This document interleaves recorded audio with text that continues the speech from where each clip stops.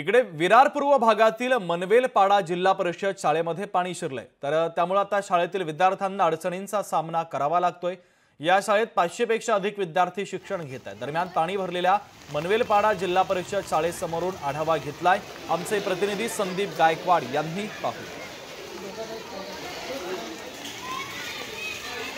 वसई-विरार नालासोपारा परिसरामध्ये रात्रपासून धुवाधार पाऊस कोसळत आहे। त्यामुळे जे आहे सकल भागातील रस्ते असतील, सोसायट्या असतील, जिल्हा परिषद शाळा असतील, त्या ठिकाणी मोठ्या प्रमाणात पाणी साचलेलं आहे। आपण जर बघितलं तर आपण आता विरार पूर्वेच्या मनवेलपाडा या जिल्हा परिषद शाळेसमोर उभा आहोत। या ठिकाणी जर बघितलं तर पूर्णतः फूट ते 2 फूट पाणी जे आहे या जिल्हा परिषद शाळेच्या प्रांगणात या ठिकाणी आलेलं आहे, साचलेलं आहे। आणि याच पाण्यातून मार्ग काढत पालक असतील, या ठिकाणचे विद्यार्थी असतील, ये जा करत आहेत। मात्र वसई-विरार मधील अशा अनेक जिल्हा परिषद शाळा आहेत की त्या ठिकाणी त्यांना अति धोकादायक म्हणून घोषित करण्यात आलेलं आहे।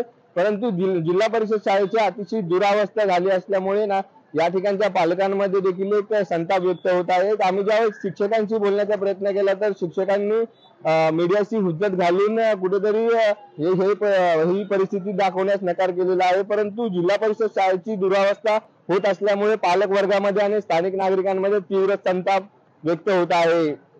व्हिडिओ संदीप गायकवाड, लोकशाही मराठी, विरार। लोकशाही मराठी, ऐका, पहा, जागरूक रहा।